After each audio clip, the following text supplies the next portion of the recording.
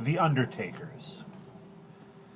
When ye say to Tabaqui, my brother, when ye call the hyena to meat, ye may cry the full truce with Jacala, the belly that runs on 4 feet. Jungle law. Respect the aged. It was a thick voice, a muddy voice that would have made you shudder, a voice like something soft breaking in two. There was a quaver in it, a croak and a whine. Respect the aged, O companions of the river! Respect the aged! Nothing could be seen on the broad reach of the river except a little fleet of square-sailed, wooden-pinned barges loaded with building stone that had just come under the railway bridge and were driving downstream. They put their clumsy helms over to avoid the sandbar made by the scour of the bridge piers, and as they passed 3 abreast, the horrible voice began again. O Brahmins of the river, respect the aged and infirm! A boatman turned where he sat on the gunwale, lifted up his hand, and said something that was not a blessing, and the boats creaked on through the twilight. The broad Indian River, that looked more like a chain of little lakes than a stream, was as smooth as glass, reflecting the sandy red sky in mid-channel, but splashed with patches of yellow and dusky purple near and under the low banks. Little creeks ran into the river in the wet season, but now their dry mouths hung clear above waterline. On the left shore, and almost under the railway bridge, stood a mud and brick and thatch and stick village, whose main street, full of cattle going back to their buyers, ran straight to the river and ended in a sort of rude brick pierhead, where people who wanted to wash could wade in step by step. That was the ghat of the village of Mugarghat. Night was falling fast over the fields of lentils and rice and cotton in the low-lying ground, yearly flooded by the river over the reeds that fringed the elbow of the bend, and the tangled jungle of the grazing grounds. Behind the still reeds, the parrots and crows, who had been chattering and shouting over their evening drink, had flown inland to roost.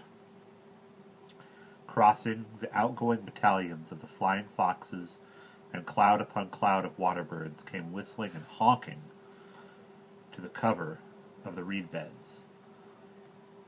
There were geese, barrel-headed and black-back, teal, widgeon, mallard, and sheldrake, with curlews here and there a flamingo. A lumbering adjunct crane brought up the rear, flying as though each slow stroke would be his last. Respect the aged, Brahmins of the river! Respect the aged! The adjunct half turned his head, sheered a little in the direction of the voice, and landed stiffly on the sandbar below the bridge. Then you saw what a ruffianly brute he really was. His back view was immensely respectable, for he stood nearly 6 feet high and looked rather like a very proper bald-headed person. In front it was different, for his alley-sloper-like head and neck had not a feather to them, and there was a horrible raw skin pouch on his neck under his chin to hold, for all the things his pickaxe beak might steal. His legs were long and thin and skinny, but he moved them delicately, and looked at them with pride as he preened down his ashy-gray tail feathers, glanced over the smooth of his shoulders, and stiffened into stand-at attention.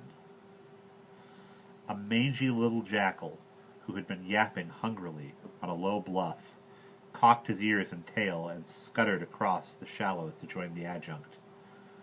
He was the lowest of his caste.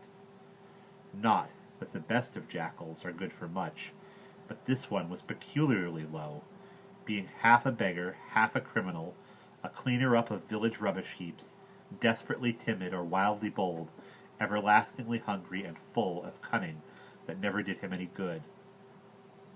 Ugh! He said, shaking himself dolefully as he landed. May the red mange destroy the dogs of this village. I have 3 bites for each flea upon me, and all because I only looked, mark you, at an old shoe and a cow buyer. Can I eat mud? He scratched himself under his left ear. I heard, said the adjunct in a voice like a blunt saw going through a thick board. "I heard there was a newborn puppy in that same shoe." "To hear one thing is to hear another," said the jackal, who had a very fair knowledge of proverbs picked up by listening to the men round the village fires in the evening. "Quite true. So to make sure, I took care of that puppy while the dogs were busy elsewhere." "They were very busy," said the jackal. "Well, I must go to the village, hunting for scraps yet a while. And so, there truly was a blind puppy in that shoe?" "It is here," said the adjunct, squinting over his beak at his full pouch, "a small thing, but acceptable, now that charity is dead in the world." "Ahai! The world is iron in these days," wailed the jackal.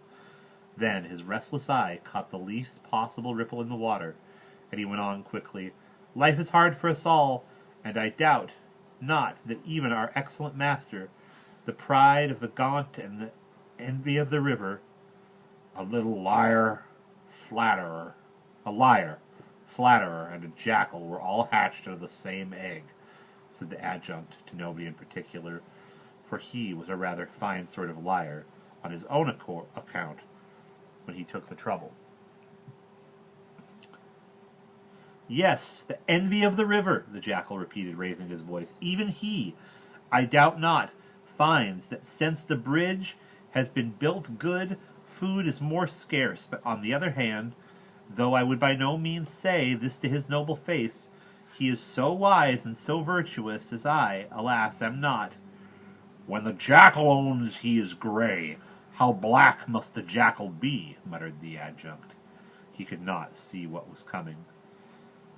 "That his food never fails, and in consequence," there was a soft grating sound, and as though a boat had just touched the shoal water. The jackal spun around quickly and faced, it is always best to face, the creature he had been talking about. It was a 24-foot crocodile, cased in what looked like treble-riveted boilerplate, studded and keeled and crested, the yellow points of his upper teeth just overhanging his beautifully fluted lower jaw. It was the blunt-nosed mugger of Muggergat, older than any man in the village, who had given his name to the village, the demon of the ford before the railway bridge came, murderer, man-eater, and local fetish in one. He lay with his chin in the shallows, keeping his pace by an almost invisible rippling of his tail, and well the jackal knew that one stroke of the same tail in the water would carry the mugger up the bank with the rush of a steam engine. "Auspiciously met, protector of the poor," he fawned, backing at every word. "A delectable voice was heard, and we came in the hopes of sweet conversation. My tailless presumption, while waiting here, led me indeed to speak of thee. It is my hope that nothing was overheard."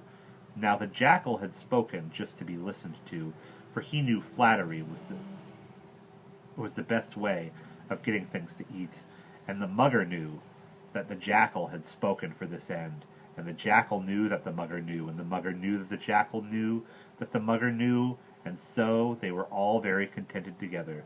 The old brute pushed and panted and grunted up the bank, mumbling, "Respect the aged and infirm." And all the time his little eyes burned like coals under the heavy, horny eyelids on the top of his triangular head as he shoved his bloated barrel body along between his crunched legs. Then he settled down, and accustomed as the jackal was to his ways, he could not help staring for the 100th time when he saw exactly how the mugger imitated a log adrift on the bar. He had even taken pains to lie at the exact angle a naturally stranded log would make with the water, having regard to the current of the season at the time and place. All this was only a matter of habit, of course, because the mugger had come ashore for pleasure. But a crocodile is never quite full, and if the jackal had been deceived by the likeness, he would not have lived to philosophize over it. "My child, I heard nothing," said the mugger, shutting one eye. "The water was in my ears, and also I was faint with hunger, Since the railway bridge was built, my people at my village have ceased to love me, and that is breaking my heart." "Ah, shame," said the Jackal. "So noble a heart, too, but men are all alike in my mind." "Nay, they are very great. There are very great differences indeed," the Mugger answered gently. "Some are as lean as boot poles, others are as fat as young dogs. Never would I carelessly revile men. They are of all fashions, but the long years have shown me that with one another they are very good. Men, women, and children, I have no fault to find with them. And remember, child, he who rebukes the world is rebuked by the world. Flattery is worse than an empty tin can in the belly." "Flattery is worse than an empty tin can in the belly. But that which we have just heard is wisdom," said the adjunct, bringing down one foot. "Consider, though, their ingratitude to this excellent one," began the Jackal tenderly. "Nay, nay, not ingratitude," the Mugger said. "They do not think for others, that is all. But I have noticed, lying at my station below the ford, that the stairs of the new bridge are cruelly hard to climb, both for old people and young children. The old, indeed, are not so worthy of consideration, but I am grieved. I am truly grieved on account of the fat children. Still, I think in a little while, when the newness of the bridge has worn away, we shall see my people's bare brown legs bravely splashing through the ford as before. Then the old Mugger will be honored again." "But surely I saw marigold wreaths floating off the edge of the gaunt only this noon," said the adjunct. Marigold wreaths are a sign of reverence all India over. An error, it was the wife of the sweetmeat seller. She loses her eyesight year by year, and cannot tell a log from me, the Mugger of the Ghat. I saw the mistake when she threw the garland, for I was lying at the very foot of the Ghat, and had she taken another step I might have shown her some little difference. Yet she meant well, and we must consider the spirit of the offering." "What good are marigold wreaths when one is on the rubbish heap?" said the Jackal, hunting for fleas, but keeping one weary eye on his protector of the poor. "True, but they have not yet begun to make the rubbish heap that shall carry me. 5 times have I seen the river draw back from the village, and make new land at the foot of the street. 5 times have I seen the village rebuilt on the banks, and I shall see it built yet 5 times more. I am no faithless fish-hunting Gavail.